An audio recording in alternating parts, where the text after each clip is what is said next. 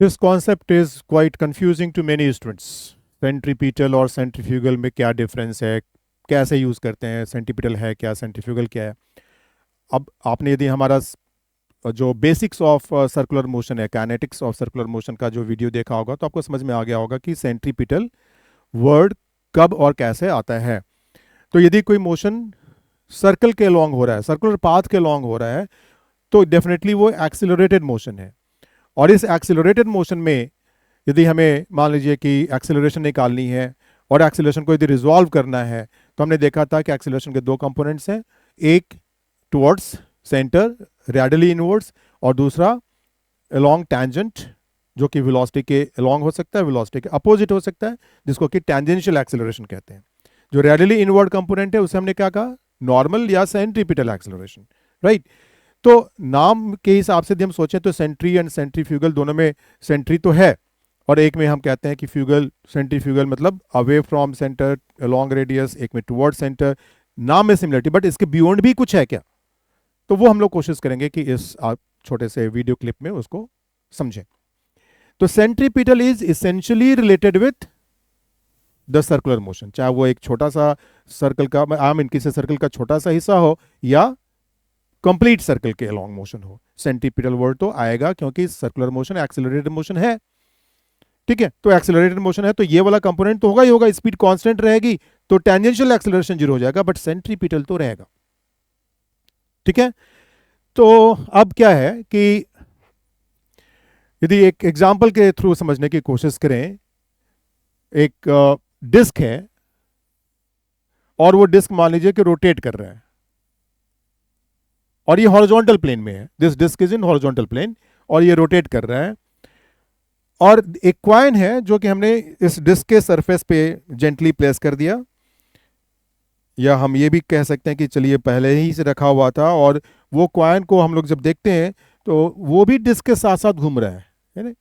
तो मतलब कि डिस्क तो रोटेट कर ही रहा है और डिस्क के साथ साथ ये कॉइन भी घूम रहा है, क्योंकि कॉइन और डिस्क के बीच में सफिशिएंट फ्रिक्शन है, यानी कि दोनों के बीच में स्लिपिंग नहीं हो सकती है। द कॉइन एंड डिस्क, इनके बीच में सफिशिएंट फ्रिक्शन है, स्लिपिंग नहीं हो सकती है। तो चूंकि कॉइन स्लिप नहीं कर रहा है, यानी कि जहां पे भी जिस पॉइंट पे रखा हुआ होगा एक तरीके से उस पॉइंट से चिपका हुआ है। अब डिस्क रोटेट कर रहा है तो वो पॉइंट भी रोटेट कर रहा है, वो पॉइंट रोटेट कर रहा है तो साथ साथ ये कॉइन भी सर्कुलर मोशन कर रहा है। यहां तक तो क्लियर है। तो मतलब अब हम बाहर से देख रहे हैं, ग्राउंड ऑब्जर्वर हैं, और हमें ये कॉइन का मोशन देखना है, तो हम कहेंगे कि कॉइन सर्कुलर मोशन कर रहा है।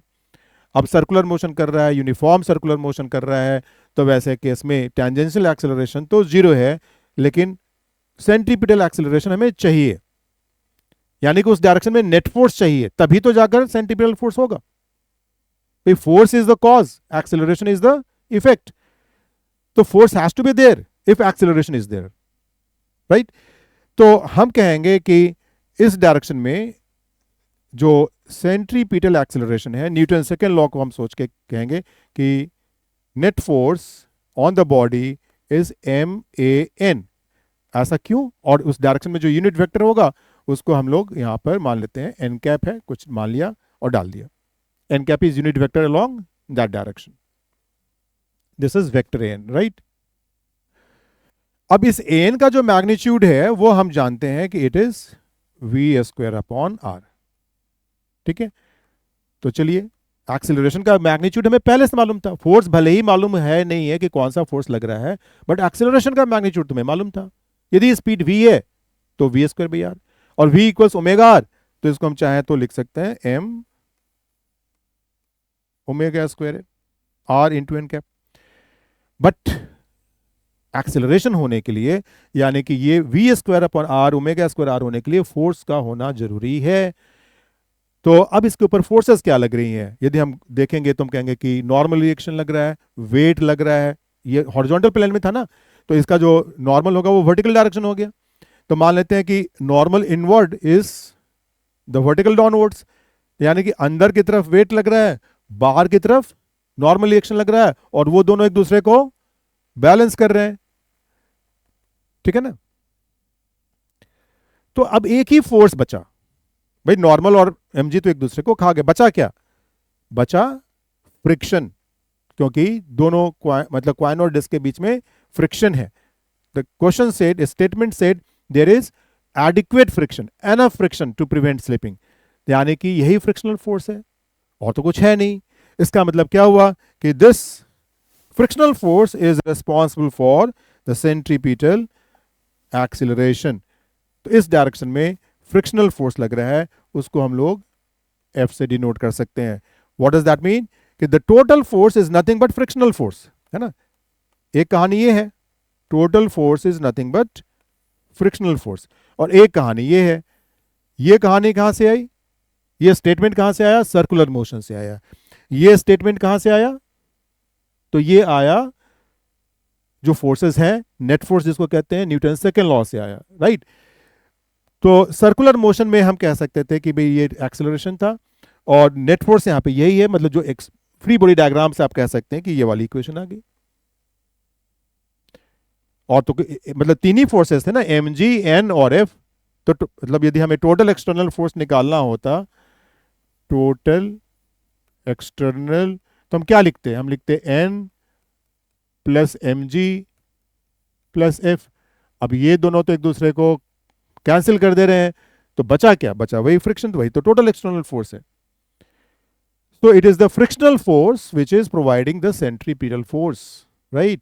Circular motion है, centripetal word is nothing but a name given to the acceleration or the force depending upon the case. If it is acceleration in this direction, radially inwards, it is centripetal acceleration. And if it is the resultant force in this direction, then it is centripetal force.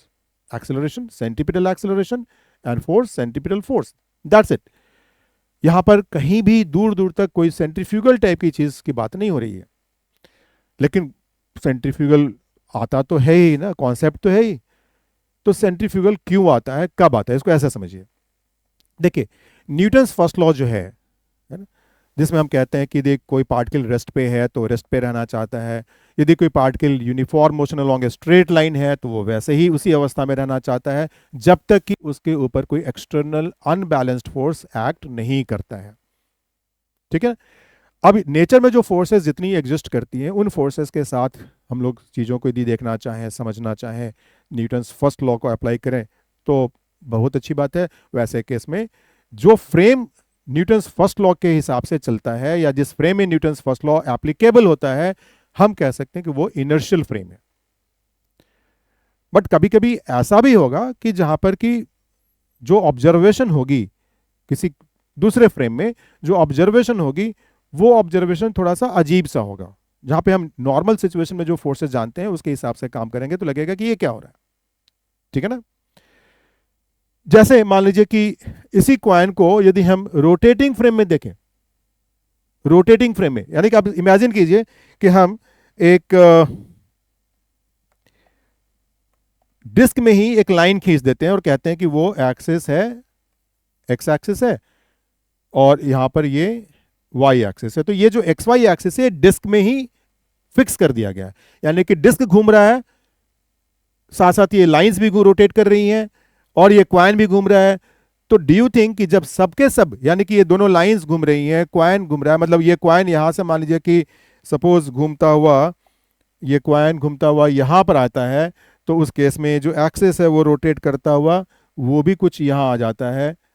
ठीक है ना. और ये axis भी rotate करता हुआ यहां आ जाता है. तो हर चीज, पूरी की पूरी चीज ही रोटेट कर रही है. तो वैसे केस में कोऑर्डिनेट्स ऑफ द क्वाइन में कोई चेंज होगा नहीं. यानी कि उस रोटेटिंग डिस्क के फ्रेम में यदि हम उस पार्टिकल को देखेंगे, क्वाइन को देखेंगे, तो हम कहेंगे ये रेस्ट पे है. अब यदि ये रेस्ट पे है तो भाई इससे तो काम नहीं चलने वाला है, क्योंकि यहां पे तो नेट फोर्स है, क्योंकि फ्रिक्शन ऐसा तो होगा नहीं कि रोटेटिंग फ्रेम में देखेंगे तो फ्रिक्शन गायब हो जाएगा. फ्रिक्शन तो है, रहेगा, और जिधर था वैसे ही रहेगा, जिस मैग्नीट्यूड का था वैसे ही रहेगा. तो फ्रिक्शन है तो नेट फोर्स होना चाहिए ना. लेकिन उस फ्रेम में, रोटेटिंग फ्रेम में, पार्टिकल रेस्ट पे दिख रहा है. तो इस चीज को हम कैसे सेटिस्फाई करें. हम चाहते हैं कि नहीं न्यूटन सेकंड लॉ को यहां पे अप्लाई करें. तो यहां पर निकल कर आता है concept of pseudo forces, fictitious forces, काल्पनिक फोर्सेस आप कह सकते हैं.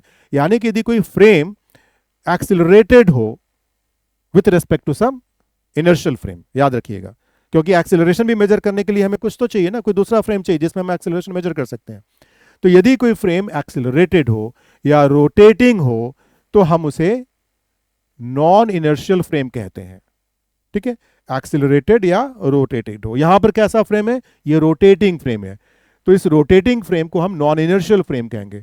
और इस नॉन इनर्शियल फ्रेम में हमें कुछ एडिशनल, यानी कि जो रियल जो भी फोर्सेस हम पहले से जानते थे, natural forces, weight, normal reaction etcetera, वो तो है ही, जैसी थी वैसे ही रहेंगी। इन एडिशन टू दैट हमें एक फिक्सिस फोर्स, एक या दो, डिपेंड करता है, हमें लेना पड़ेगा। तो इस केस में जो फिक्सिस फोर्स आ जाता है उसी को हम लोग सेंट्रीफ्यूगल फोर्स कहते हैं। मतलब कि जब भी ये रोटेटिंग फ्रेम होगा और उस रोटेटिंग फ्रेम में पार्टिकल रेस्ट पे होगा, उस रोटेटिंग फ्रेम में पार्टिकल रेस्ट पे होगा, तो इन दैट केस उस रोटेटिंग फ्रेम में जिसमें पार्टिकल रेस्ट पे है, यदि रेस्ट पे नहीं है तो कुछ और भी होगा, वो आगे चलकर हम लोग देखेंगे। बट यदि रोटेटिंग फ्रेम में पार्टिकल रेस्ट पे है, ठीक है, तो सेंट्रीफ्यूगल तो है ही। कितना है सेंट्रीफ्यूगल, तो सेंट्रीफ्यूगल को यदि मैं CF बोलता हूं तो F centrifugal is m omega square and direction wise it is radially outwards. अब आप एक्सप्लेन कर सकते हैं इजिली कि नेट फोर्स जीरो कैसे हो जाएगा डिस्क के फ्रेम में। यदि डिस्क के फ्रेम में देखेंगे तो ये जो सेंट्रीफ्यूगल फोर्स हमने लिखा है उसको यहां पे ऐड करेंगे। ठीक है, तो फ्रिक्शन तो इनवर्ड्स है, सेंट्रीफ्यूगल आउटवर्ड्स है, तो फ्रिक्शन और सेंट्रीफ्यूगल एक दूसरे को बैलेंस करेंगे।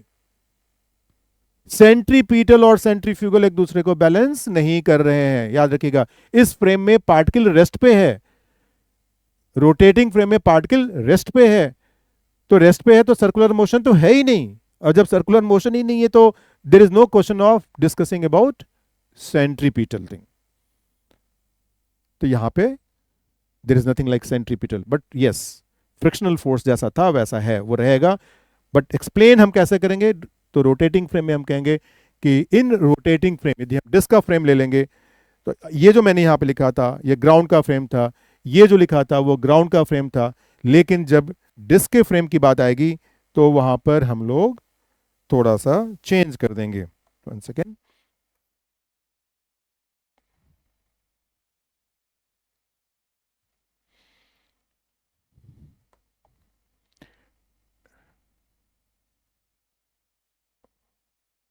इन फ्रेम ऑफ डिस्क, है ना, राइट हैंड साइड में इन फ्रेम ऑफ डिस्क, और यहां पर ये क्या था, ग्राउंड फ्रेम। ये कैसा फ्रेम था, ये इनर्शियल फ्रेम था। और डिस्क फ्रेम कैसा है, ये नॉन इनर्शियल है।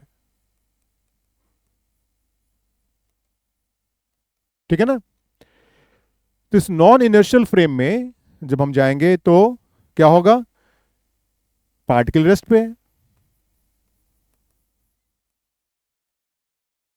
उसका कोई मोशन ही नहीं हो रहा है, इसका मतलब acceleration of the particle is completely zero.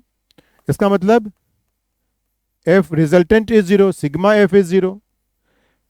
अब M G is one of them, N is one of them, friction is one of them, right. तो हमारा जो सिग्मा एफ इस फ्रेम में होने वाला है, ऑब्वियसली इन तीनों को सम करेंगे, ऐड करेंगे, तो ये तीनों जब पहले जीरो नहीं थी तो अब कैसे होंगी, तो ये तीनों तो जो थी वही रहेंगी। लेकिन अब क्या है कि इसके साथ इसमें एक आपका आ गया, वही क्या आ गया, स्यूडो फोर्स, है ना। और वो स्यूडो फोर्स इस केस में जो है वो है centrifugal force. So that is, यदि हम उसे